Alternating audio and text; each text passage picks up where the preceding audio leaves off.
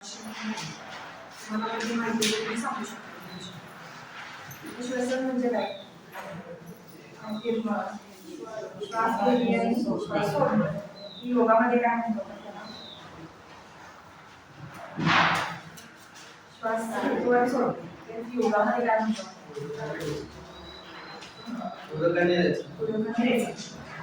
मग त्यामुळे श्वसन संस्थेला जास्त महत्व आहे योगामध्ये.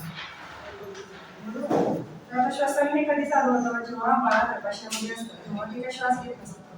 आई जो श्वास घेते तेच बाळामध्ये जात फुफ्फुस त्याचे तयार झालेले असतात तर त्याच्यामध्ये हवा भरलेली जाते. जेव्हा बाळाचा जन्म होतो तेव्हा जे श्वसन चालू होतं ते माणूस जोपर्यंत जिवंत आहे तोपर्यंत श्वसन चालू असतं. कधी थांबतो ते माणूस जेव्हा मृत होतो तेव्हा ते श्वसन थांबतं.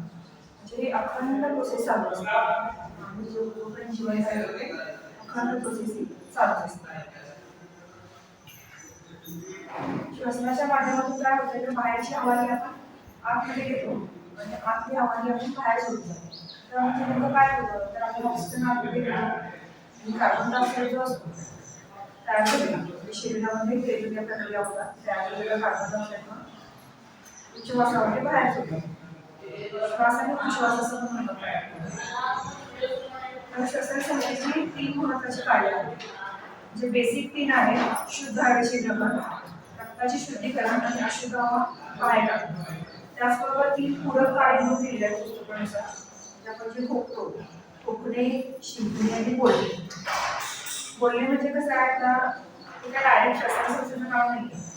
आपण जेव्हा बोलतो तेव्हा कसं होतं जेव्हा डायरिंगचं ऐकण्याला तुम्ही स्वर येतो.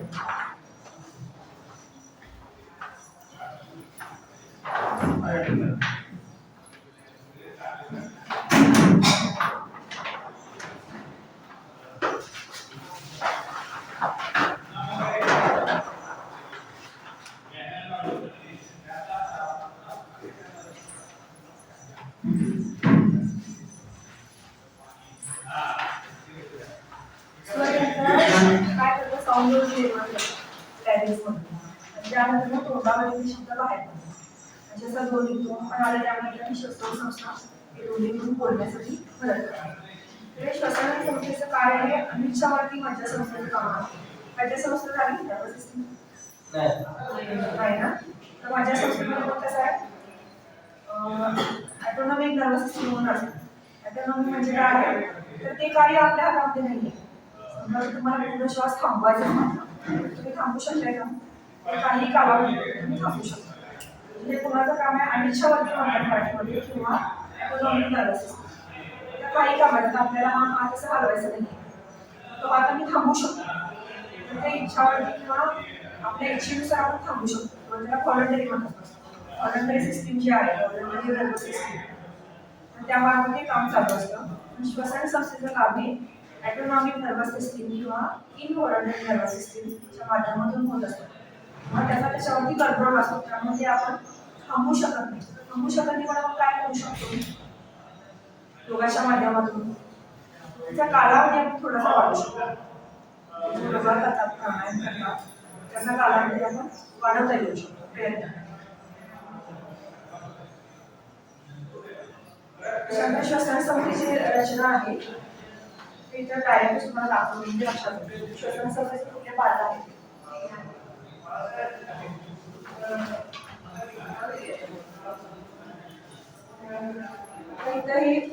इथं चालू होते श्वसन संस्था. नंतर असे पार्ट्स आहेत खाली दोन्ही ते फुफ्फुस आहेत ते आहेत. म्हणजे तुम्हाला मी दोन्ही सांगते इंग्लिश पण आणि मराठी पण सांगते. आता इथं नोज आहे म्हणजे पहिला नाकापासून चालू होतं. नाकामध्ये हे कसं बनलेलं आहे ह्याला स्नायू पण आहे. हॉस्पिटल पण म्हणतात स्नायू ते कसं आहे एकदम हार्ड नाही. त्याच्यामध्ये हे पण आहे बोन्स पण आहेत छोटे बोन्स आहेत आणि स्नायू पण आहे. आणि मध्ये सेप्टम आहे. सेप्टम आहे त्याला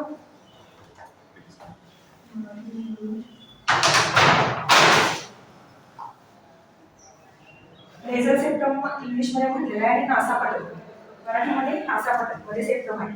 त्याच्यामध्ये त्यानंतर उजवी नागपुरी डावी नागपुरी असे हे पार्ट्स पडलेले आहेत. तर हे पहिला झाला नोजचा पार्ट. नाकातून हवा कुठे जाते? नाकातून कुठे जाते? आधी घशामध्ये जाते. घशामध्ये गेल्यानंतर म्हणजे इथं बघा, आता हे नाक आहे तर इथं हा घसा आला. घसा आल्यानंतर मग ते जे दिसतंय ते श्वासनलिकेचा पार्ट आहे. हे कार्टिलेज रिंग्स दिसतात ना, तर हा श्वासनलिकेचा पार्ट आहे आणि त्याच्या पाठीमागून हे येते ही अन्ननलिका आहे. अन्ननलिका आणि श्वासनलिका दोन्ही नलिका ते एकत्र जातात. अशा एकत्र जातात. आता इथं बघताय तर हे लॅरिंग्स पुढे आहे, श्वासनलिका पुढे आहे, पाठीमागं अन्ननलिका दोन्ही एकत्र जातात. ही श्वासनलिका खाली येते, त्याच्यानंतर इथं त्याचे दोन पार्ट्स पडतात. श्वासनलिका अशी विभागली जाते, दोन ह्याच्यामध्ये विभागली जाते आणि एक राईट लंगला एक लेफ्ट लंग म्हणजे फुफ्फुस लंग म्हणजे मराठीमध्ये फुफ्फुस फुफ्फुसामध्ये जातो उजव्या बाजूला आणि डाव्या बाजूला. इथं आल्यानंतर काय होतं त्याचं, तर इथं पुन्हा त्याची काय होतात म्हणजे असे जाळे जाळे पसरले जातात. श्वासनलिका आलेली आहे, त्याचे पुन्हा विभाजन होते. विभाजन होऊन असं जाळं बसायला जातं.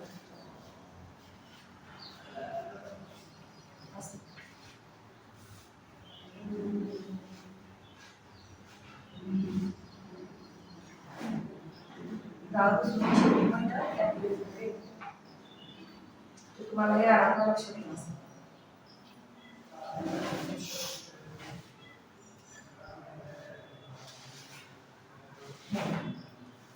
हे ट्रॅकिया म्हणतात, दाखवते ट्रॅकिया अशा रिंग असतात ते ट्रॅकिया कार्टिलेजिनस रिंग आहे अशा. म्हणजे राईट लंग म्हणजे उजवं राईट आणि लेफ्ट लंग समजले. म्हणजे हे बेसिक तुम्हाला आता मी अशी आउटलाईन सांगितलेली आहे. श्वसन संस्थेमध्ये कुठल्या पार्ट येतात ते. तर आपण एक त्याचं डिस्क्रिप्शन बघूया. श्वसन संस्थेची सुरुवात ही दोन नाकपुड्यांपासून म्हणजे नॉस्ट्रिल्स त्याच्यामध्ये उजवा आणि डावा. इथून आत घेतलेली हवा ही कुठे जाते? कंठाच्या मार्गाने, कंठ म्हणजे घशाच्या माध्यमातून ती श्वासनलिकेत जाते. तिथे त्याच्या पुन्हा शाखा उपशाखा सूक्ष्म शाखा म्हणजे ते म्हणलेलं आहे शाखा उपशाखा सूक्ष्म शाखा असे हे पाच होते. आणि शेवटी इथं काय असतं तर वायुकोश असतो.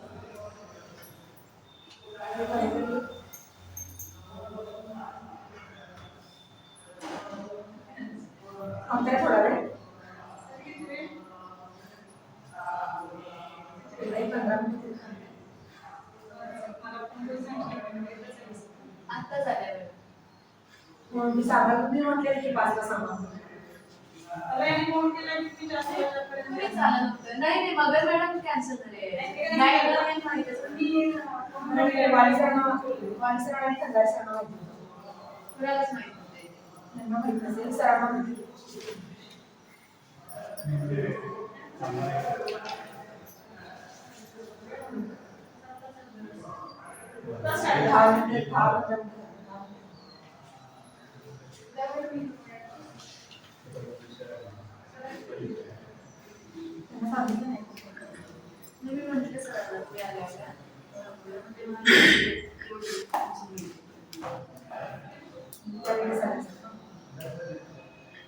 त्यांचं साडेचारचं तेच म्हणा मॅडम असं सांगा.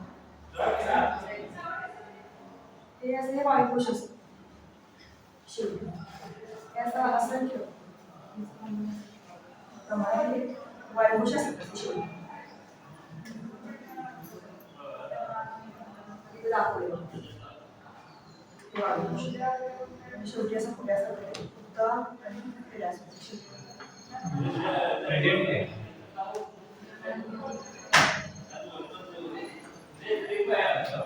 तर त्यामुळे काय होतं की वायुकोशामध्ये झालं ना जे आपण श्वास घेतो ऑक्सिजन आतमध्ये जातो. ऑक्सिजन इथे गेल्यानंतर तिथे या कॅपिलरीज असतात छोट्या छोट्या अशा दिसते तुम्हाला ते कॅपिलरीज असतात. काय काय करतात त्याचा ऑक्सिजन शोषून घेतात आणि कार्बन डायऑक्साईड इथे सोडला जातो. इथे वायूची देवाणघेवाण, ऑक्सिजन त्यात मिसळला जातो. कॅपिलरीज म्हणजे काय ती रक्तवाहिनी असेल, रक्तवाहिनीच्या ब्रँचेस असतात, छोट्या छोट्या ज्या ब्रँचेस असतात माळीपर्यंत कॅपिलरीज रक्तवाहिनी, तर त्यामार्फत देवाणघेवाण होती वाढली. ऑक्सिजन हा रक्तात मिसळला जातो आणि कार्बन डायऑक्साईड जो रक्तात असतो तो पुन्हा सोडला जातो. म्हणजे जेव्हा श्वसनाची मेकॅनिझम होते तेव्हा त्याला बाहेर टाकतात.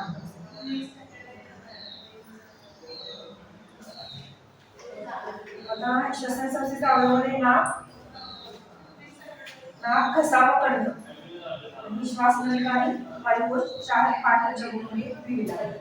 नाक त्याला खुर्च्याने असलेली बनलेली आहे. खुर्च्या म्हणजे कार्टिलेज आणि अस्थि म्हणजे पोट, या 2 पाठांनी बनलेला आहे. त्याला मध्ये असतो लेझर सेप्टम. लेझर सेप्टममुळे उजवी नाकपुडी, डावी नाकपुडी अशी 2 पाठ पडतात. आता कसं आहे, मॉडर्न सायन्समध्ये दोन्ही नाकपुडीचं काम सारखं झालं असं समजलं जातं. पण आपण योगाचा विचार केला तर दोन्ही नागपूरमध्ये काय फरक आहे माहिती आहे? दोन्ही नागपूरमध्ये आपण श्वास घेतोय, प्राणायाम शिकलाय, एकदा ह्या नागपूरने घेतो, एकदा ह्या नागपूरने. त्यामध्ये काय फरक आहे? एक उष्ण आणि शीतल. हा, एक उष्ण नाडी म्हणतात पुन्हा, किंवा एक उष्ण हवा घेतली जाते आणि एक शीतल. शिवस्वरोदय म्हणून जो ग्रंथ आहे त्या ग्रंथामध्ये ते नमूद केलेलं आहे. म्हणजे आयुर्वेदिक किंवा योगाच्या दृष्टीने आहे. मॉडर्न सायन्समध्ये त्यांनी दोन्ही नागपूर सेमच आहेत असं सांगितलेलं आहे. उजव्या नागपुरीतून घेतलेला श्वास हा उष्ण परिणाम करतो असा त्या ग्रंथामध्ये उल्लेख आहे. शिवस्वरोदय म्हणून आहे. त्याच्यानंतर नागपुरामध्ये काही मांसखंड किंवा टर्बिनेट्स असतात. आता हे जे नाक दिसते ते एकदम स्ट्रेट नाही आहे. इथं कसं दिसते, इथून आल्यानंतर त्याचं थोडंसं त्याच्यामध्ये असं एकदम स्ट्रेट केलेलं नाही, त्याच्यामध्ये वॉक करत आला. ते एक्झामला क्वेश्चन बऱ्याच वेळा विचारतात नागपुरामध्ये का आहे, तर त्याचं काय कारण आहे, तर तिथं घर्षण होते. स्ट्रेट गेली की हवा अशी स्ट्रेट जाते, अशी वाकडी तिकडी गेली तर काय होतं, हवेचं घर्षण होतं. हवेचं घर्षण झाल्यामुळे हवा उष्ण होते आणि उष्ण होऊन शरीरामध्ये आतमध्ये प्रवेश होतो. बाहेरचं वातावरण आणि शरीराचा आतलं जे टेम्परेचर आहे, शरीराला आतलं टेम्परेचर हे उष्ण आहे बाहेरच्या वातावरणापेक्षा. त्यामुळं त्या वातावरणाशी मिळत होते की ती हवा आतमध्ये प्रवास करते किंवा आतमध्ये जाते. त्यामुळे जो नासिका मधला मग असतो हे एक कारण आहे. त्यानंतर नाकाच्या वरच्या भागात ऑल्टरनेटिव्ह रिसेप्टर्स असतात. नाकाच्या वरच्या भागात त्यामुळे काय होतं, वास येण्याची मदत त्या रिसेप्टर्स. सर्दी झाल्यानंतर वास समजत नाही, त्याचं तेच कारण आहे. रिसेप्टर्स काम करत नाही, नाक काय होतं, त्यामुळे कशाचा वास आहे काय वासासाठी खाल्लेला करत नाही. त्यानंतर नाकातील मास करणं म्हणजे नाकातील इंटरनल जे स्ट्रक्चर आहे तर त्याच्यामध्ये काय होतं, रस निर्मित होते. चिकट पदार्थ माहिती तुम्हाला, सर्दी झाल्यानंतर जास्त होतं, तर तो चिकट जो पदार्थ आहे तो नॉर्मली सुद्धा प्रेझेंट असतो नाकामध्ये. समजा तो नसेल तर काय होणार आहे, पूर्ण ड्रायनेस येणार आहे. तो असल्यामुळे काय होतं, जेव्हा बाहेरची हवा आत जात असते तेव्हा त्याच्यामध्ये असणारे डस्ट पार्टिकल्स किंवा धुळीचे कण हे काही असेल तर त्यामध्ये ते ट्रॅप होतात. म्हणजे त्याच्यामध्ये ते अडकतात, ती हवा ते शुद्ध होते आणि मग ती हवा. त्यामुळे नासिका मार्गाचं ते महत्व आहे. एक समजा विचारला त्यामुळं लक्षात ठेवा. आणि त्यामुळं त्याची ह्युमिडिटी पण राखली जाते. ड्रायनेस म्हणजे काय, एकदम कोरडा होतो, सर्दीमध्ये कसं स्किन कोरडी होते, त्याची ते कोरडे राहते, ते ह्युमिडिटी मेंटेन होते त्या पदार्थाच्या. त्याच्यानंतर नाकाचं हे झालंय घसा आणि कंठ. घसा आणि कंठ एकूण आता कशामध्ये एकूण 7 ओपनिंग्ज आहेत, वेगवेगळ्या प्रकारचे 7 ओपनिंग्ज आहेत. त्यातून व्यवस्थित असं वहन व्हायला पाहिजे आणि हे वहन आपल्या नॉर्मली वहन व्यवस्थित चालू असेल, त्याच्यामध्ये काय फरक नाही. ह्यामध्ये नाही आहे तुमच्या 7 ओपनिंग, त्याच्यामध्ये दिलेलं नाही आहे. डायजेस्टिव्ह सिस्टममध्ये जराशी दिलं आहे.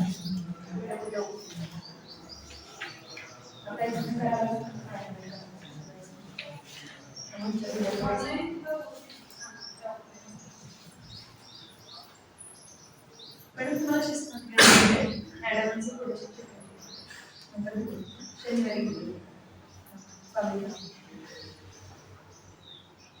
नाकातून आलेली हवा ही प्रथम काय होते, श्वास नलिकेत जाते, श्वास नलिकेत जाते आणि त्याचं आहे कॅरेज पण आहे.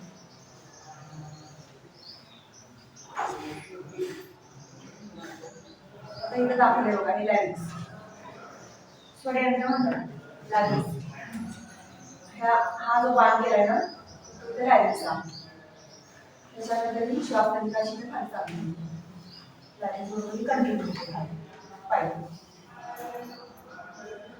तंतुमय स्नायूपासून बनलेला तो एक पार्ट आहे शरीराचा किंवा एक ऑर्गन आहे असं म्हटलं तरी चालेल. हवा बाहेर जाताना यात स्नायू तंतू कंप पावतात आणि ध्वनी लहरींची निर्मिती होते. ध्वनी लहरी म्हणजे आपण जे बोलतोय निर्मिती. साऊंड वेव्हचं म्हणजे मग अशी सांगितल्याप्रमाणे साऊंड वेव्हच्या रूपात आपण जे बोलतोय त्या बोलण्यात तुम्हाला आवाज येतो. साऊंड वेव्हचं असेल की वेव्हज ऐकला असेल. वेव्हज माहिती आहेत ना? आता सोनोग्राफीमध्ये पण करतात बघा. सोनोग्राफी कशी होती? लहरी असतात त्याच्यामध्ये. त्यामध्ये पण लहरीच असतात. त्या दिसतात नाही आपल्याला पण त्या लहरी असतात. जे दिसत नाही ते आपल्या गळ्याला दिसणं कसं असतं एक आता म्हणजे म्हणतात तसं पहिलं स्वरयंत्रामध्ये कशामधून स्वरयंत्रा पास करून खाली जाते. आपल्याला बोलायचं असतं त्यावेळेस हा तिथे लहरी तयार होतात की मग आवाज बोलायच्या बोलायच्या लहरी तयार होतात. बाकी भाषण चालूच असतं. दोन्ही काय होणार दोन्ही पण तयार होणार नाही आणि अन्न खाली जाणार. त्यामुळे काय होतं तुम्ही जेवल्यानंतर बोलायला गेला की कसं म्हणून तुम्ही सांगणार नाही. श्वास नलिका आणि अन्न नलिकेचे रिलेशन आहे. आता पुढे श्वास नलिका किंवा ट्रॅकिया म्हणतो आपण. एक ब्लू दिसते की नाही पुढे ट्रॅकिया म्हणता येईल आणि पाठीमध्ये अन्न नलिका. इसोफेगस डायजेस्टिव्ह सिस्टीम झाली ना म्हणजे इसोफेगस आहे पाठीवरची साईड. तर कशी पुढे श्वास नलिका मागे अन्न नलिका असते. त्यामुळे नाकातून मागून येणारी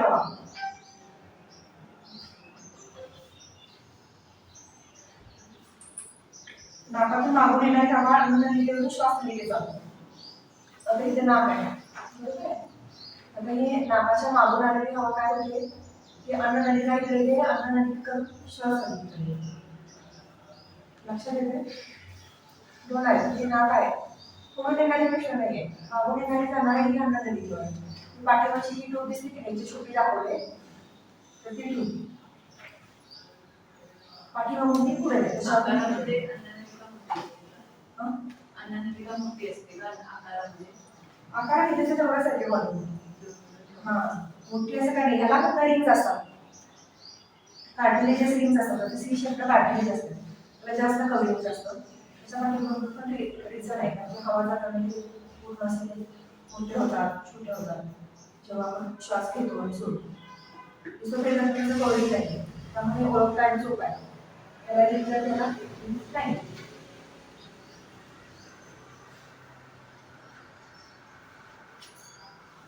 आणि ह्याप्रमाणे हालचाल कसं होते ती ऍडजस्ट होते. अन्न आणि मी जेव्हा श्वास घेत आहे तेव्हा ती हालचाल तिथे ऍडजस्ट होते. म्हणजे अन्न जातं हवा जाते त्यानुसार ते ऍडजस्ट होते. ऍडजस्टचं म्हणजे काय एक आपली जाते ती करते अशा पद्धतीने. आणि दुसरं एक आहे जेव्हा तुम्ही गडबडीमध्ये खात असते. आता इथे तुम्हाला लक्षात आलं की दोन्ही एकत्रच आहेत. आता गडबडीमध्ये खात असते तेव्हा अन्न काय खायला पाहिजे इथे एक फोल्ड असतो इपिग्लॉटिस म्हणून. फोल्ड असते इपिग्लॉटिस. फोल्ड म्हणजे काय एक झाकण म्हटलं तर चालते. अशा दोन ट्यूब्स आहेत. त्या दोन ट्यूब्स मध्ये ते गोळेवर असे झाकण असतं. एकच असतं त्याच्या दोन काड्यांमध्ये एकच झाकण असतं. तुम्ही जेव्हा श्वास घेणार आहे तुम्हाला श्वास नाही घ्या म्हणजे अन्न नाही घ्या. जेव्हा श्वास घेणार आहे तिथे तेव्हा हे ओपन होतं आणि इकडे जाऊन क्लोज होतं. इपिग्लॉटिस म्हणतात त्याला इपिग्लॉटिस फोल्ड. आणि जेव्हा अन्न घेणार आहे तेव्हा हे जाऊन बंद होईल. श्वास नलिका बंद होईल आणि म्हणजे अन्न पुढे ढकललं त्या नलिकेतून तुम्ही खाली उतरलं. आणि तेव्हा तुम्ही काही काही घेताय श्वास घेत असताय आणि काही काही अन्न पण घेताय. जेव्हा काही काही तुम्ही अन्न घेत असताय तेव्हा काय होतं हे कन्फ्युज होतं. काही काही बंद करायचं थांबून जातं आणि अन्नाचा काहीसा पण श्वास नलिकेत जातो. आणि श्वास नलिकेत गेल्यावर श्वास नलिकेचं काय काम आहे फक्त हवा आत गेली. बाकीचं दुसरं कुठलंही फॉरेन बॉडी गेलं तर ते फोर्सफुली बाहेर टाकलं त्यामुळे तुम्हाला ठसका लागतो. ह्याच्यामध्ये ना श्वासमध्ये असे सीटी असतात किंवा ब्रश बॉर्डर्स म्हणतात.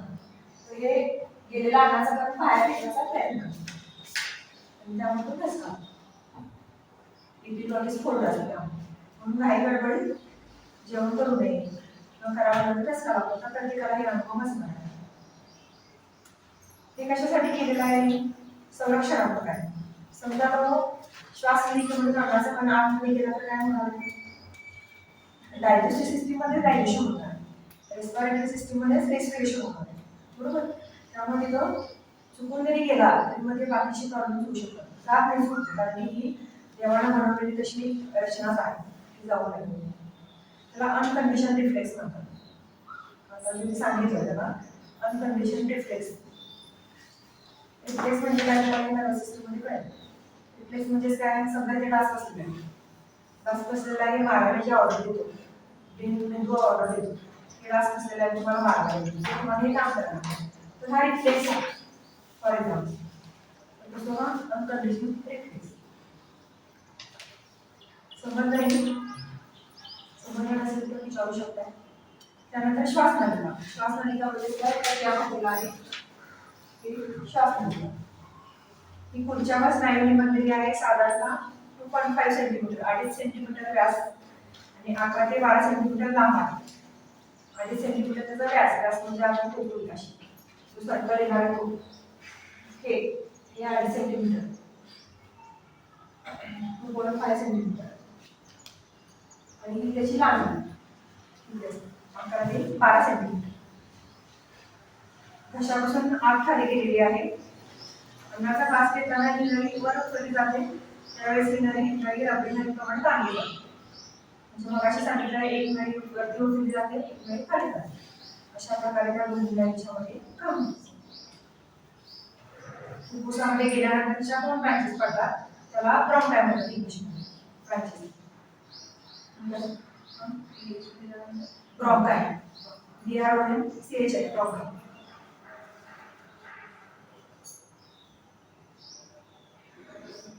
त्याच्यानंतर डावी शाखा डावीकडे आणि उजवी शाखा उजवीकडे. मगाशी सांगितलं डावी आणि उजवीकडे डावीच्या ब्रँचेस पडतात. डावीकडे 9 उपशाखा आहेत, उजवीकडे 10 उपशाखा आहेत. म्हणजे शाखा ज्या पडतात त्या. आणि त्याच्यानंतर पुढे जाऊन आणि छोट्या होत्या दाखवले बघा या बारीक बारीक होतात. शेवटी त्याच्या वायुकोश असतो. अखेरीस सूक्ष्म शाखांकडे त्याची रचना असून त्याच्या टोकाला द्राक्षाच्या कोसाप्रमाणे असं ते वायुकोश जोडलेले असतात. जसं द्राक्षाचा रस बघितला असेल तसा असा वायुकोश असतो. तिथे दाखवलेले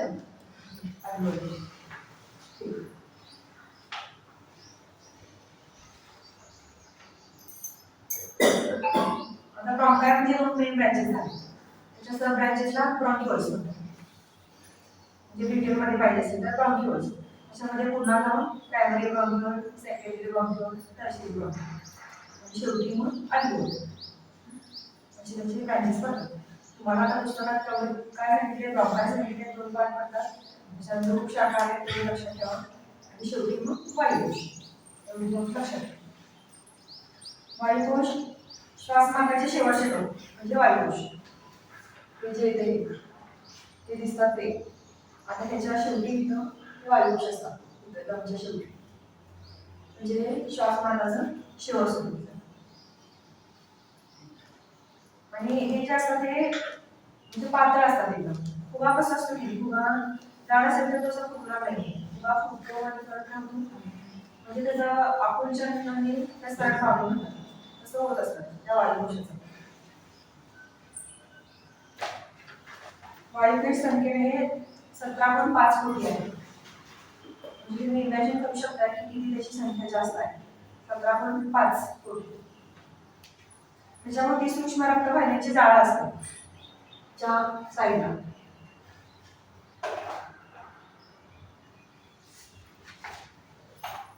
तिथे काही रक्तवाहिन्यांचं जाळं असतं. तिथे दाखवलेलं आहे छोटं. शेवटी असतं टोकाला. आणि त्या जाळा सूक्ष्म वाहिन्यांच्या मधूनच काय होत असतं? देवाणघेवाण होत असते वायूची. प्राणवायू ऑक्सिजनला प्राणवायू म्हणतात आणि कार्बन डायऑक्साईडला कर्बोदरी आणि ऑइल म्हणतात मराठीत.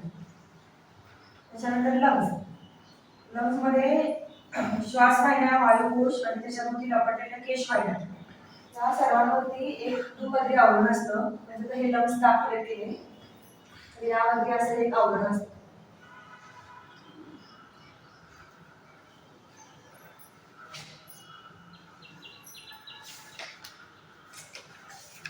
हे आवरण असतं.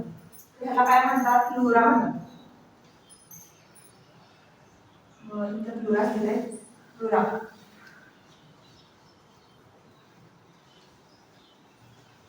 तर हे आवरण जे आहे याच्यावरती तर याच्यामध्ये पाणी असतं, पाणी किंवा द्रव असतं, तर त्याला फ्लुइड फ्लुइड म्हणतात. Fluid fluid. आणि हे आतला जो लेअर आहे तो लंगला आलेला असतो आणि बाहेरचा जो लेअर आहे तो छातीच्या पिंजऱ्याला चिकटलेला असतो. यामुळं काय होतं, तिथं पाणी असल्यामुळं लंग्सनं जेव्हा श्वास घेणार आहे आणि श्वास सोडणार आहे तेव्हा काय होत असतं, त्याची हालचाल होत असते, मुवमेंट होत असतात. समजा ते पाणी नसेल तर काय होणार आहे, डायरेक्ट जो छातीचा पिंजरा आहे त्याच्यावरती त्याचं प्रेशर येणार. आणि पाणी असल्यामुळे ते ऑर्गन म्हणून काम करतं. ऑर्गन माहिती तुम्हाला कडेला मानते काय काम करतं ते. आता आपल्या अस्थिसंस्था झाली ना, अस्थिसंस्था, हा अस्थिसंस्थेमध्ये पण ऑर्गन असतं सांध्यांच्या मध्ये. त्याचं काय काम आहे, घर्षण होऊन ते मदत करतं. तसंच हे फ्लुइड पण घर्षण म्हणून मदत करतं. त्यामुळं लंगचं काम हे व्यवस्थितपणे चालू असतं. श्वास घेणे आणि श्वास सोडणे हे स्मूथली त्याचं काम चालू असतं. समजा हे फ्लुइडमध्ये जर फ्लुइड वाढलं तिथं काही कारण असतं तर काय होणार आहे, लंगचं काम प्रॉपर होणार नाही. त्याला एक तो डिसीज म्हणतात किंवा एक आजार झाला म्हणतात. तर ते त्याला प्लुरल इफ्युजन म्हणतात. पाण्याचं प्रमाण वाढलं तर प्लुरल इफ्युजन तो प्रमाणामध्ये पाणी साठलेलं असतं. त्याला वेगवेगळी कारणं आहेत, पाणी का साठतं काय होतं, वेगवेगळ्या आजाराच्या होऊ शकतो. आता कोणत्याही श्वासनाची प्रक्रिया म्हणजे मेकॅनिझम ऑफ ब्रीदिंग. आता श्वास कसा घेतला जातो आणि श्वास कसा सोडला जातो. तर हे श्वास घेणे आणि श्वास सोडणे या दोन पद्धतीच्या क्रिया होत असतात. त्याला आपण रेस्पिरेशन म्हणतो किंवा श्वसन म्हणतो. बरोबर. आता यामध्ये काय होतं, पहिल्यांदा छातीच्या स्नायूंची आकुंचन होते. छातीचे स्नायू जे आहे ते आपण हे शब्द करतो ना, आकुंचन होतं आणि त्यामुळं बरगड्या आणि छातीचे हाड, बरगड्या म्हणजे ह्या बरगड्या रिब्स म्हणतात इंग्लिशमध्ये. ते बरगड्या आणि छातीचे हाड म्हणजे त्या खाली एक पडदा असतो डायफ्राम म्हणून, त्यावर डायफ्राम आहे ते वरती उचललं जातं आणि उचललं गेल्यामुळे काय होतं, तिथं स्पेस तयार होते. स्पेस जास्त तयार होते. स्पेस तयार झाल्यामुळे काय होणार आहे, तिथला जो आकारमान आहे तो वाढणार आहे आणि आकारमान वाढल्यामुळे तिथलं दाब कमी होतो आणि दाब कमी झाल्या बाहेरच्या वापरता जात नाही. आकारमान वाढतो, दाब कमी होतो आणि बाहेरची हवा आत येते. आणि दुसऱ्या क्रियेमध्ये बरोबरच्या आकृती क्रिकेटमध्ये दिलेला आहे. बरगड्या बाहेर बाजूला फिरवल्या जातात, श्वासपट्टाचा स्नायू खाली आणला जातो आणि हालचालीमुळे छातीचे आकारमान वाढते. तिथे हवेचा दाब कमी होतो, म्हणजेच बाहेरील हवा नाकावाटून खूप उसळतात. आणि ह्याच्या अपोजिट ते दुसऱ्या क्रियेत ते रेस्पिरेशनचं प्रोसिजर पाहायला विचार करा एक्झामला, म्हणजे मेकॅनिझम काय आहे. तर ते दोन पॉईंट तुम्ही त्यामध्ये घेऊ शकता. काय श्वास बाहेर टाकल्यामुळे याच्या विरुद्ध हालचाली होतात. त्यावेळी काय होणार आहे, श्वास पडदा आहे तो वर उचलला जातो आणि बरगड्या आतल्यामध्ये सोडल्या जातात. म्हणजे या बरगड्या आहेत आतल्यामध्ये सोडल्या जातात. बरगड्या आतल्यामध्ये सोडल्यामुळे काय होणार, तिथला आकारमान जे आहे आकारमान काय होणार कमी होणार आहे. म्हणजे असं दबलं जाणार आहे आकारमान कमी होणार आणि आकारमान कमी झाल्यामुळे तिथला दाब पण काय होणार आहे, वाढणार आहे. जसं प्रेशर येणार त्याच्यावर, प्रेशर झाल्यामुळे दाब वाढणार. आकारमान आणि दाब याच्यामध्ये समजेल. आकारमान म्हणजे तिथली जी पोकळी आहे जी आता हे काय हवा आहे त्याचा आकारमान किती आहे, आकारमान म्हणतात. स्पेस वेगळी आकारमान वेगळं, हवेचा आकारमान. छोटी जागा असेल तर तिचा आकारमान कमी असतो. त्यामुळे प्रेशर आणून आकारमान काय केलं जातं, कमी केलं जातं आणि त्यामध्ये हवा बाहेर सोडली जाते जेव्हा श्वास सोडणार आहे तेव्हा. या दोन क्रिया त्याच्यामध्ये होतात. श्वास घेणे आणि श्वास सोडणे. याच्यामध्ये मसल्स काम करतात, फुफ्फुस काम करतात, त्याच्यानंतर हिप्स काम करतात आणि हा स्नायूचा पडदा म्हटलं जातं, त्याला डायफ्राम म्हणतात इंग्लिशमध्ये. त्याला डायफ्राम सुद्धा काम करतात. पुस्तकामध्ये तिथे छान डायग्राम पण दिलेली आहे. डायग्राम दिलेली आहे. आता या पहिल्या ह्याच्यामध्ये इथं कसं झालंय बघा, इथं तो खालचा डायफ्राम जो आहे तो वरती ढकललेला आहे. वरती ढकलल्यामुळे काय झालेलं आहे, हा वरती ढकलल्यामुळे इथं स्पेस कमी झालेली. तुम्ही जेव्हा श्वास सोडता की नाही तेव्हा या बाजूची कंडिशन होते आणि श्वास घेता तेव्हा इकडची कंडिशन होते. म्हणजे हा छातीचा पडदा खाली जातो, दबला जातो आणि त्यामुळे स्पेस निर्माण होतो आणि त्यामुळे हवा आत येते. तर अशा पद्धतीने मी काम चालू.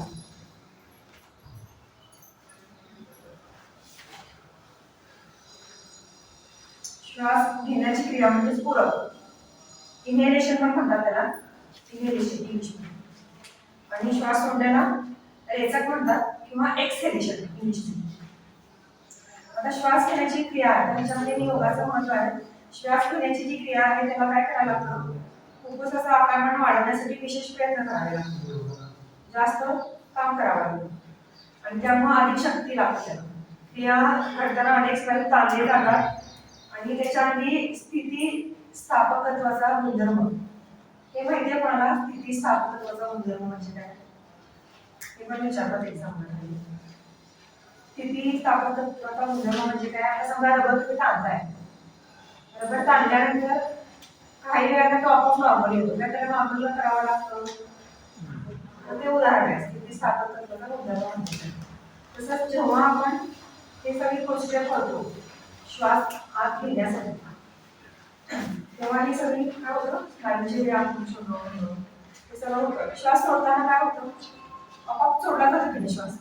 श्वास सोडायला काही कष्ट घ्यावे लागतात का, नाही घ्यावे लागतात. त्या गुणधर्मामुळे ती श्वास सोडण्याला मदत करते.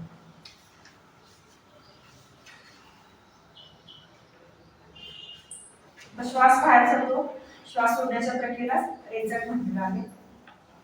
आणि श्वास घेताना ताणलेले स्नायू ढिले पडतात.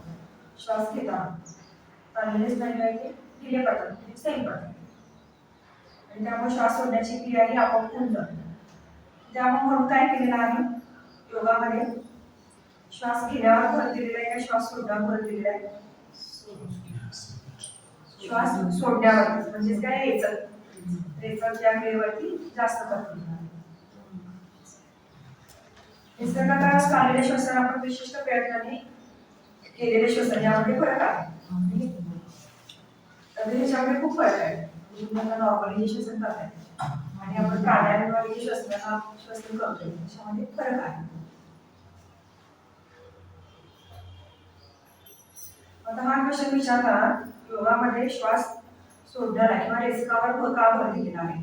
तर आता मी जे तुम्हाला एक्सप्लेन केलं, इनहेलेशन एक्सहेलेशन किंवा पूरक आणि रेचक, तुम्हाला हे एक्सप्लेन करावं लागेल. आता शरीर स्थिर आहे, आता आपण शांत बसतोय, श्वसन शांत चालू आहे, तर साधारणतः तेव्हा 500 cc हवा इतकी हवा ही आतमध्ये घेतली जाते. 500 cc घेतली जाते, त्याच्यामध्ये 150 cc श्वास नळीमध्ये असते, 350 cc आहे ती वापरली जाते. त्याच्यामध्ये पुन्हा वेगवेगळे दिलेले टायटल करून दिलेला आहे, त्याच्यात डेड स्पेस करून दिलेला आहे. तर त्यात एवढं सांगतो तुम्हाला की आपण प्रयत्नपूर्वक दीर्घ श्वास घेतला तर 3000 cc पर्यंत हवा आत घेऊ शकतो. नॉर्मली आपण किती घ्यायला लागलो, आता 500 घ्यायला लागलो. प्रयत्नपूर्वक दीर्घ श्वसन केलं तर 3000 cc घेऊ शकतो. म्हणजे फरक किती आहे बघा, 500 cc आणि 3000 cc. त्याच्यामध्ये पण काय आहे, इन्स्पायरेटरी रिझर्व व्हॉल्यूम आणि एक्सपायरेटरी रिझर्व व्हॉल्यूम आहे. एक्सपायरेटरी म्हणजे काय, इन्स्पायरेटरी म्हणजे तुम्ही जेवढी हवा आत घालायची आणि एक्सपायरेटरी म्हणजे तुम्ही किती बाहेर सोडलं हवा. तर inspiratory reserve volume, expiratory reserve volume. प्रयत्नपूर्वक श्वास घेऊन जास्तीत जास्त हवा श्वासासाठी बाहेर काढली जाते, त्याला व्हायटल कॅपॅसिटी म्हणतात, व्हायटल कॅपॅसिटी किंवा दीर्घ श्वसन. आणि ती साधारणतः 450 cc, 4500 cc, 4500 cc इतकी आहे. लक्षात येते, 4500 cc. आणि ही व्हायटल कॅपॅसिटी प्राणायामाने आपण त्याला 5850 cc पर्यंत नेऊ शकतो. आता आपण जेव्हा श्वास घेतो की नाही तेव्हा ते पूर्ण वायुकोशापर्यंत जातच नाही, पूर्ण वायुकोश हे कामच करत नाही. जेव्हा दीर्घ श्वसन घेणार आहे जेव्हा प्राणायाम करणार आहे तेव्हा काय होतं, तुम्ही रेस्कावर वर देता, म्हणजे श्वास थांबवून ठेवला, त्यामुळे ते पूर्णपणे काम करतात, हा तुमचा वॉल्यूम वाढू शकतो.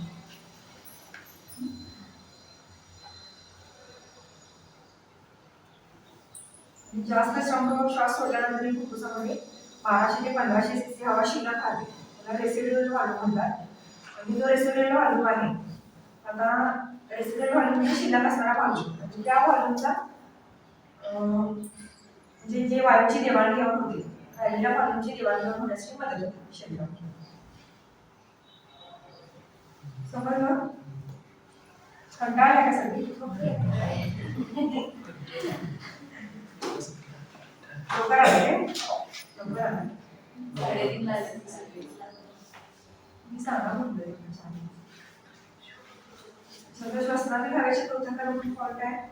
आता शाळेमध्ये शिकला असणार की 100% जे गॅस असते त्याच्यामध्ये कितीपर्यंत नायट्रोजन आहे काय आहे असं ऐकलं असेल तर 1% प्राणवायू, 79% नत्रवायू किंवा नायट्रोजन, आणि बाकीचे जे आहे ते नगण्य म्हणजे किरकोळ प्रमाणात आहे वायू जे आपण वातावरणामध्ये बघतो ते. आपण जेव्हा श्वास घेतो तेव्हा म्हणजे त्या श्वासाबरोबर जातो ऑक्सिजन आतमध्ये, पण तेवढा पूर्ण उपयोग पडत नाही. 16% जे आहे 21% जो याच्यामध्ये असतो, 21% समजा आले वातावरणात पण ते त्याच्यातला 16% जातो आणि तेवढा 16% पण त्याचा वापर होत नाही. का वापर होत नाही? फॉर एक्झाम्पल आता कार्बन डायऑक्साईड जो वायू आहे शरीरामध्ये तयार होतो तो बाहेर टाकला पाहिजे. समजा कार्बन डायऑक्साईडचं प्रमाण वाढलं तर ते मेंदूला सिग्नल जातात की हे बाबा कार्बन डायऑक्साईडचं प्रमाण वाढल्याने तुला बाहेर येतो, आणि त्या सिग्नल्समुळे तुम्ही 5% ऑक्सिजन आतमध्ये घेऊ शकता आणि 5% कार्बन डायऑक्साईड बाहेर सोडू शकता. त्यामुळे त्या पूर्ण ऑक्सिजनचा उपयोग होतो, जेवढा आपण वातावरणामध्ये आहे तेवढा त्याचा उपयोग होतो.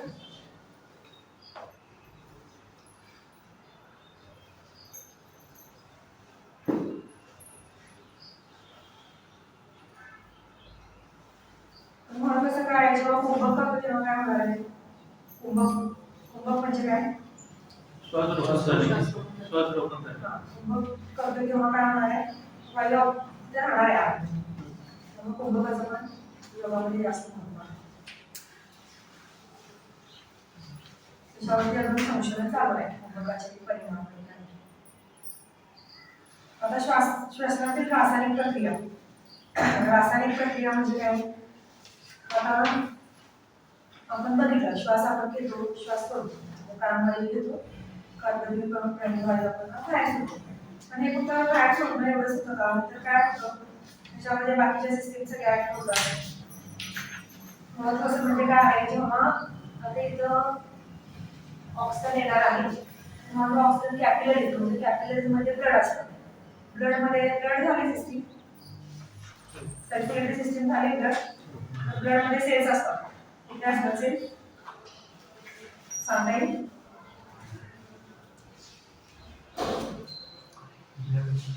आरबीसी, डब्ल्यूबीसी, प्लेटलेट्स 3 प्रकारच्या सेल्स असतात. आरबीसीला मराठीमध्ये आपण तांबड्या पेशी किंवा लाल पेशी म्हणतो.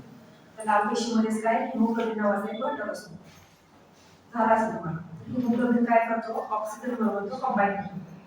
ऑक्सिजन बरोबर कंबाईन झाल्यानंतर ऑक्सी हिमोग्लोबिन तयार होतो, आणि ऑक्सी हिमोग्लोबिन तयार झाल्यानंतर इथं ऑक्सी हिमोग्लोबिन तयार झाल्यानंतर मग ते रक्त शरीरावर पसरतं की नाही, त्या रक्ताबरोबर तो प्राणवायू पण जातो आणि प्राणवायू तो प्रत्येक पार्टला शरीरामध्ये पुरवला जातो. समजलं? आणि जेव्हा त्या शेवटी जाणार आहे, ज्या ऑर्गनच्या शेवटी जाऊन तिथं पण कॅपिलरीज असतात. प्राणवायू संपत आल्यानंतर तिथं कार्बन डायऑक्साईडचं प्रमाण वाढलेलं असतं. मग कार्बन डायऑक्साईडचं प्रमाण वाढल्यानंतर तोच हिमोग्लोबिन बरोबर पुन्हा कार्बन डायऑक्साईड बरोबर कंबाईन होतो. त्याला म्हणतात कार्बॉक्सी हिमोग्लोबिन. कंबाईन झाल्यानंतर तो पुन्हा काय करतो? रक्त वाहिन्याच्या मार्फत फुफ्फुसमध्ये येतो. फुफ्फुसमध्ये आल्यानंतर ते कॅपिलरीजमध्ये त्याचं सेपरेशन होतं, म्हणजे कार्बन डायऑक्साईड व सेक्शन सेपरेशन होऊन कार्बन डायऑक्साईड हा बाहेर टाकला जातो, पुन्हा हिमोग्लोबिन आहे सर्क्युलेशनमध्ये राहतो. त्यामुळे हिमोग्लोबिन चांगला असणं गरजेचं असतं. इथं पुस्तकात नाही आहे तुमच्या 15 ग्रॅम हिमोग्लोबिन नॉर्मली म्हणून लिहिलेलं आहे. 100 cc ब्लड मध्ये 15 ग्रॅम हिमोग्लोबिन पाहिजे. शुद्ध रक्तवाहिन्यांमधून जे रक्त वाहते त्याला 100 cc रक्तामध्ये 20 cc प्राणवायू असतो. त्या 20 cc पैकी 19.5 cc प्राणवायू हिमोग्लोबिन बरोबर कंबाईन असतो आणि 0.5 cc मात्र रक्तदाबात प्रत्यक्ष विरघळलेला असतो. म्हणजे फक्त 5 cc 0.5 cc रक्तामध्ये विरघळतो आणि 19.5 cc हा ऑक्सिजन बरोबर कंबाईन होतो. आणि साधारणतः 100 cc मध्ये 15 ग्रॅम हिमोग्लोबिन असते आदर्श किंवा परिपूर्ण मध्ये. त्यामुळे रक्तातील प्राणवायूचे प्रमाण कमी झाले. आता याचं तुम्हाला उदाहरण सांगितलं नाहीये.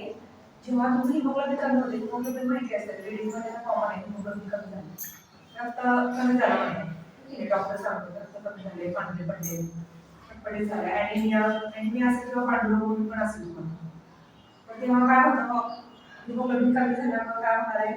आता मी तुम्हाला सांगितलं की ऑक्सिजन बरोबर कंबाईन होतं आणि ते ऑक्सिजन हिमोग्लोबिन सगळ्या शरीरावर पुरवठा होतं. जेव्हा हिमोग्लोबिनच कमी होणार आहे तेव्हा काय होणार आहे, ऑक्सिजन कंबाईन होण्याचं प्रमाण पण कमी होणार आहे आणि पूर्ण शरीराला ऑक्सिजन मिळण्याचं प्रमाण कमी होणार आहे. ऑक्सिजन पूर्ण शरीराला कमी मिळाल्यामुळे मसल्स मध्ये वगैरे पुरवणारा ऑक्सिजन हा कमी होणार आहे आणि त्यामुळे मसल्स ते लवकर थकणार आहे. म्हणून हिमोग्लोबिन कमी झालेल्या व्यक्तीला ताप लागणे, लगेच थकवा येणे, अशक्तपणा येणे अशा तक्रारी जाणवतात.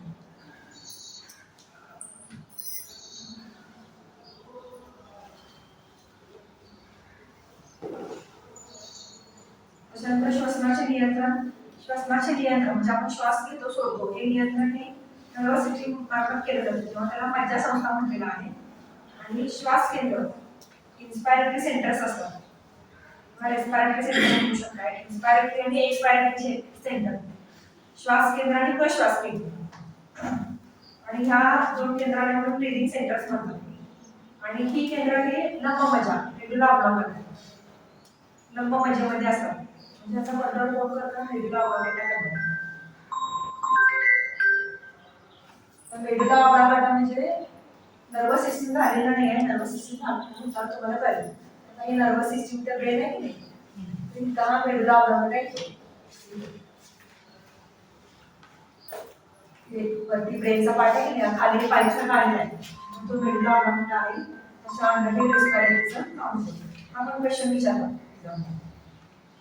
रेस्पिरेटरी कंट्रोल कोण करतो, तर ते मेडुला ऑब्लांगा तुम्हाला लिहिता पाहिजे. मराठीमध्ये लंबमज्जा, इंग्लिशमध्ये मेडुला ऑब्लांगा.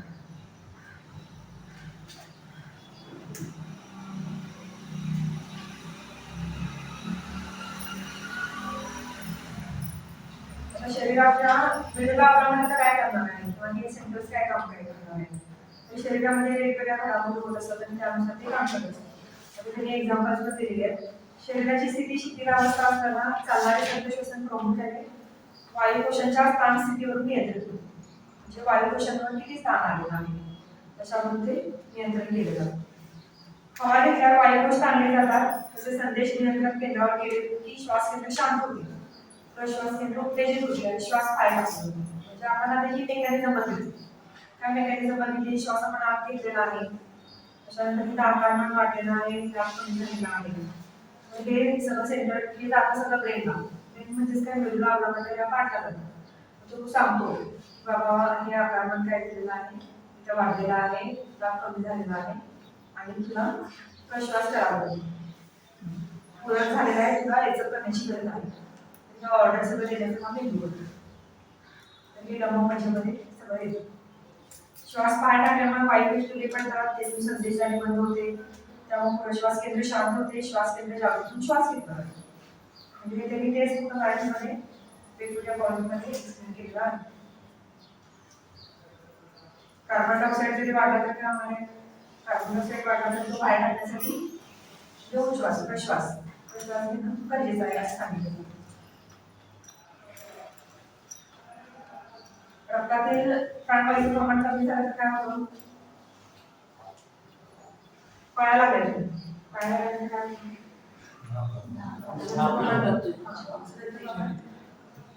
पाय लागल्यानंतर जास्त शरीराला ताकद लागते पडण्यासाठी बरोबर म्हणजे पाठीमागचं तुम्हाला काढायचं होतं पडण्यासाठी जास्त ताकद लागते म्हणजे काय होतं त्या मसल्सना पण काय पाहिजे मसल्सचं खाद्य म्हणजे त्या काढलं पाहिजे मसल्सचं काम करण्यासाठी त्यामुळे फॅटची गरज वाढते आणि त्यामुळे तुमचं श्वसन पण वाढतं बघा धावताना का वाढतं त्यामुळे श्वसन वाढतं जास्त ऑक्सिजनची गरज वाढते आणि रेस्पिरेशन वाढतं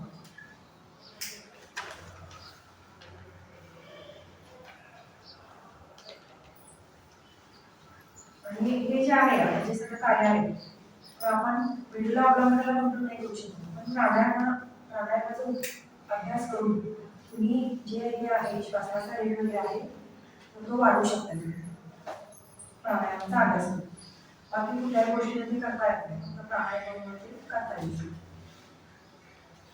श्वसनाचं कधी करता तुम्ही करता हा ते प्राणायामामुळे प्राणायाम तुम्ही केले हा म्हणजे त्याचा तो प्राणायाम कमी केली म्हणजे स्टेप वाढते कमी केली जाते म्हणजे काय होतं श्वासाची कालावधी वाढते श्वसनाचा कालावधी वाढतो म्हणजे एकंदरीत काय होतं तुम्ही जो ऑक्सिजन आतमध्ये घेणार आहे त्याची कपॅसिटी वाढते प्राणायामामध्ये कपॅसिटी वाढल्यामुळे काय वाढलाय जो रेस्पिरेटर वाढून आहे जो ऑक्सिजन शरीर उपयोग करतो जेव्हा तुम्ही प्राणायाम करणार ना जास्त असलेला वाढून तो उपयोग करून घेतो आणि त्यामुळे तुमचं जे कालावधी आहे तो वाढतो श्वास सोडण्याचा जो कालावधी तो वाढतो त्याला प्रयत्न करून करायला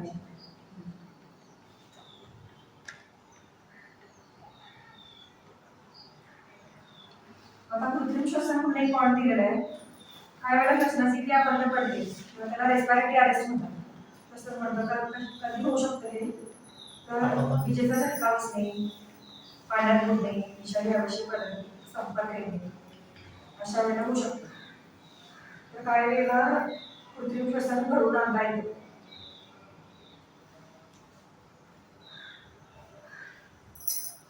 फक्त श्वसन थांबतात हृदय क्रिया चालू असते काय करतात माहिती मुलांना हाताची विशिष्ट हालचाल करून आकुंचन आणि प्रसरण केलं जातं म्हणजे काय करतात ते दाब देतात दाब पण देतात हातात पाणी गेलं असेल ते पाणी बाहेर काढण्यासाठी प्रयत्न केला जातो म्हणजे दबलं जातं म्हणजे काय होतं श्वास आत आणि बाहेर सोडतो की नाही तीच क्रिया तिथे केली जाते दाबायसाठी श्वास बाहेर पडतो आणि हात उचलल्यानंतर पुन्हा श्वास आतमध्ये घेतो हे प्रक्रियामुळं आणि इमर्जन्सी पहिला बोललं जसं नाही इमर्जन्सीला ते तुम्ही प्रॉपर वेळेने करायला पाहिजे कृत्रिम श्वसन म्हणून एवढाच करून दिलेला आहे याच्यावर कधी प्रश्न विचारलेला नाही आहे पण तुमच्या पुस्तकात एवढं करून दिलेलं आहे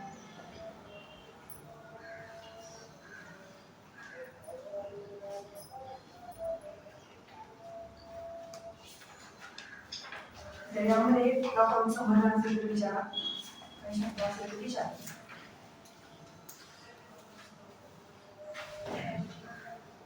एक्झाम्पल रेस्पिरेटरी सिस्टीम विचारली जाते नर्वस सिस्टम कशावरती काम करते नर्वस सिस्टीम सगळं कंट्रोल करण्याचं काम करते पूर्ण बॉडीला कंट्रोल करण्याचं आणि त्याचे म्हणजे मूळ काय म्हणजे त्याचे पार्ट कोणते नर्वस सिस्टीमचे पार्ट आहेत central nervous system central nervous system म्हणजे ब्रेन काम करते सेंट्रल नर्वस सिस्टीम त्याच्यामध्येच पण पुन्हा पार्ट केले सेंट्रल नर्वस सिस्टीम आणि मराठीमध्ये या चॅटची माहिती दिली मज्जा इंग्लिश आहे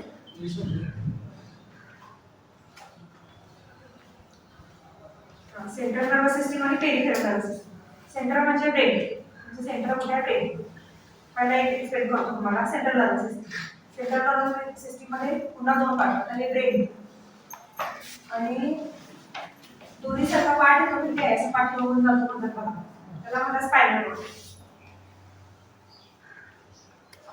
आता इथे स्पायनल कॉर्ड दाखवलेला नाही आहे आणि इथपर्यंत जो आलेला आहे की नाही पार्ट हा असा पूर्ण पार्ट हा खाली येतो कमरेपर्यंत आणि त्याच्यावरती असे कवरिंग असतात म्हणजे प्रोटेक्शन म्हणून व्हर्टिब्रा म्हणतात त्याला किंवा पाठीचा काना तुम्ही म्हणतात पाठीच्या कानामध्ये आतमध्ये कसं असतं दोरीसारखा आतमध्ये पाठ केलेला असतो तो झाला स्पायनल कॉर्ड ब्रेनमध्ये पुन्हा सेरेब्रम सेरेबेलम आणि मेडुला सेरेब्रम म्हणजे मोठा मेंदू हा मोठा मेंदू हा आहे की हा मोठा मेंदू आणि हा जो दिसतो एवढा हा छोटा मेंदू त्याला म्हणायचं सेरेबेलम. सेरेब्रम आणि हा मेडुला. हे देठवासाचा पार्ट जो असतो तो मेडुला. तर हे 3 पार्ट आहेत ब्रेनमध्ये आणि स्पायनल कॉर्ड हा खाली जातो. स्पायनल कॉर्ड मध्ये पण नर्व्स बाहेर पडतात, त्याला म्हणतात स्पायनल नर्व्स. ब्रेनमधून बाहेर पडणाऱ्या त्या क्रॅनियल नर्व्स आणि नर्व्स त्या काम करतात शरीरामध्ये. दुसरा पेरिफेरल नर्वस सिस्टममध्ये मोटार नर्व्स आणि सेन्सरी नर्व्स. आता मोटार आणि सेन्सरी मध्ये काय फरक आहे?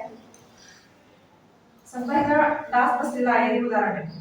डास बसला आहे, हे सेन्सेशन मेंदूपर्यंत जातात. इथं बाबा डासच बसलेला आहे, मग काय दिसणार? डासाचं उदाहरण दिलं. हे सेन्सेशन म्हणून जाणारे जे आहेत ते सेन्सरी नर्व्स. आणि तो डास उठवला पाहिजे किंवा तो मारला पाहिजे. पुन्हा मेंदू करून येतो. मेंदू करून काय होतं? इम्पल्सेस येतात की बाबा ह्या डासाला मारलं पाहिजे किंवा तुला काम केलं पाहिजे किंवा हा विचारला पाहिजे. तर हे मोटार, हे फंक्शन जे होतात त्याला म्हणायचं मोटार फंक्शन. आणि सेन्सरी म्हणजे सेन्सेशन. हळू सेन्सेस मध्ये दिले त्वचा, डोळे, सेन्सेस मराठीमध्ये ते सेन्सेशनचं काम करतात. तशाच इथं मोटार नर्व्स पण असतात आणि सेन्सरी नर्व्स असतात. मोटार नर्व्समध्ये पण पुन्हा तरी सोमॅटिक आणि ॲटोनॉमिक दिलेले आहेत. सोमॅटिक म्हणजे आपण आपल्या ह्याच्यानुसार काम करू शकतो त्या. आणि ॲटोनॉमिक म्हणजे पुन्हा जोडायचं मग त्या ठिकाणी पॅरासिम्पॅथेटिक. म्हणजे आपण आपल्या ह्याच्यात नाही आहे, आपल्या हातामध्ये नाही आहे की त्यांनी काम करावं. आता हार्ट काम करायला पाहिजे, हार्ट आपण थांबू शकतो का? नाही थांबू शकतो. श्वास थांबू शकत नाही. त्याच्यानंतर लिव्हर आतमध्ये काम करायला त्यांना थांबू शकत नाही, ब्रेन काम करायला नाही त्याला आपण थांबू शकत नाही. त्यामुळे हे सगळं तरी ॲटोनॉमिक नर्वस सिस्टमच्या अंडर येतं. बाकीचं मोटार नर्व्स असतील त्या सोमॅटिक नर्व्स आहेत.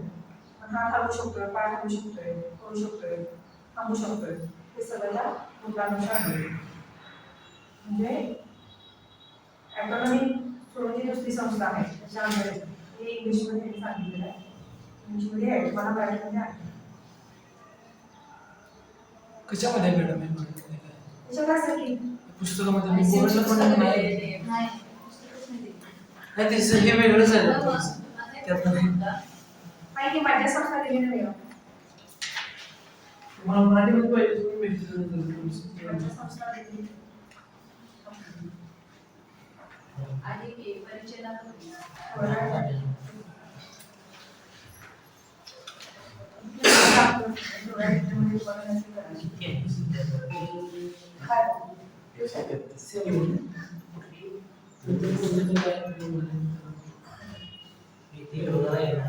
एक्झामला की नाही मराठी आणि इंग्लिश मला समजा आता श्वसन संस्था रेस्पिरेशन तुम्ही मराठी आणि इंग्लिशमध्ये दोन्ही वापरू शकता शब्द.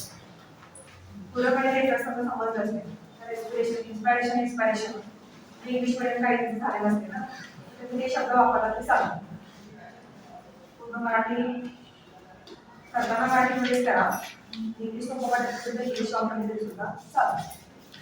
मॅडम हे थिअरीवर आहे काय प्रॅक्टिकल पण आहे? का अभ्यासक्रम थिअरी आहे का थिअरी आहे? थिअरी आहे का प्रॅक्टिकल तुम्ही करताय की योगाचं? प्रॅक्टिकलला काय मार्क असतात? होय इथून होय. प्रॅक्टिकल वेगळं प्रॅक्टिकल एक्झाम असते, बाहेरचे एक्झामिनर येतात ते तुम्हाला प्रॅक्टिकल करून दाखवावं लागतं. तुमचं प्रॅक्टिकल नाही आहे, तुमचं बाकीचं आहे की योगाचं. हां ते योगासनं करून दाखवावी लागतं. त्याच्यामध्ये हेच क्वेश्चन आहे योगाचं त्याचा पुढे दिलेलं आहे ते सांग. काय क्वेश्चन आहे? ज्यांचं हिमोग्लोबिन कमी आहे त्यांना प्राणायाममुळे काय फायदा होतो? प्राणायामामुळे मला काय फायदा होतो? जसं ते डाएट पण चांगली करावी, प्राणायाम करायला तो फायदा होणार नाही. वाढण्यासाठी मदत होते का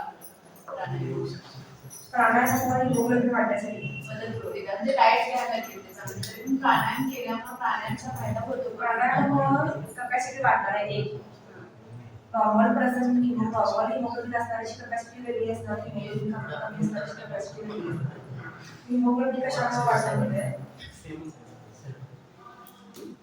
योगामुळे पण वाढतं.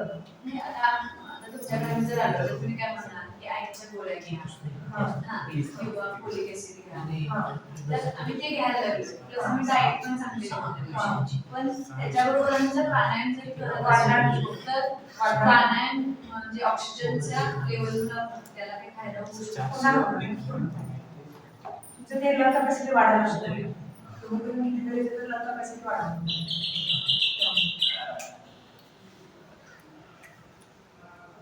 हिमोग्लोबिन वाढण्यासाठी कपालभाती हे चांगला उपाय आहे. तुम्ही आयुर्वेद जरी घालावे ठीक आहे, पण कपालभाती प्राणायाममुळे शुद्धी क्रिया आहे. हा, कपालभाती चांगला परिणाम. त्याच्यामध्ये मग साईज आहे. म्हणजे हिमोग्लोबिन असेल तर कपालभाती घेतली जाते. मॅडम गोळ्या जर समजा आपल्याला डोकं दुखायला त्रास व्हायला तर आपण गोळ्या खाल्ल्याच पाहिजे. आता कशामुळे दुखायला द्यावं लागेल ना? म्हणजे समजा दुखायला झाले म्हणजे मानसिकता झाली मग दुखायला आयुर्वेदिक खायच्या का आता कसं आहे, डोकं दुखण्याचे प्रकार आहेत की त्यामुळे दुखायला लागते, सर्दीमुळे दुखायला लागते, किंवा स्ट्रेस आले त्यामुळे दुखायला लागते.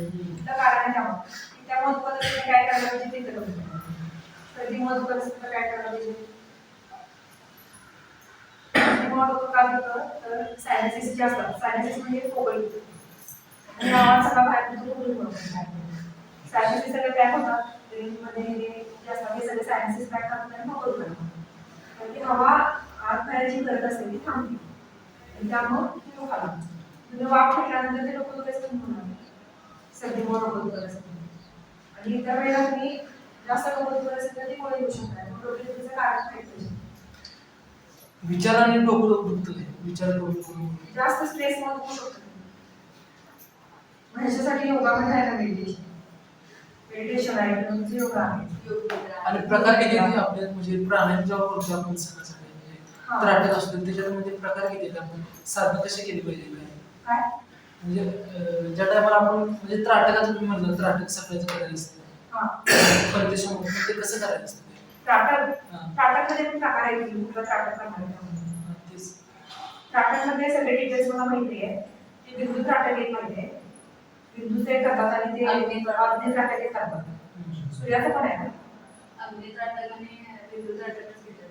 ते दोनच घेतात काय? दोन आहे. त्याच्याकडे बघून तुमचं कॉन्सन्ट्रेशन वाढणार आहे. ते करताना डोकं दुखते का?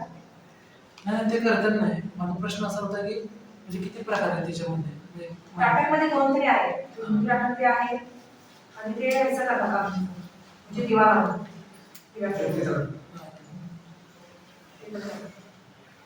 त्याचं कसं तुम्ही आज योगा केला कुठलाही आजार असू दे काही उद्याला मी दुखायचा बंद केला असं नाही. त्याला तुम्ही कंटिन्यू 6 महिने करावं लागेल. 6 महिने झाल्यानंतर तुम्हाला रिझल्ट लागेल. तुम्ही किती महिने त्याला करावं लागेल सगळं तुम्हाला जाणवलं असेल ना. तशी योगाची वर्ग नाही झाली लेक्चर जास्त तुमचं हे होत नाही. प्रवेश परीक्षेवाल्यांचे झाले डायरेक्ट वायसीला जे आले ना ते बाहेरून आले त्यांची प्रवेश परीक्षा वर्ग झाली. ते नाही होणार की योगासाठी नाही अजून चालू झालेलं नाही. सकाळी असते तुम्ही जॉईन करू शकता की काही तरी आहे ना. सकाळी काही जण असतोय आम्ही हां 4-5 जण असतोय. ते रेकॉर्ड करतात.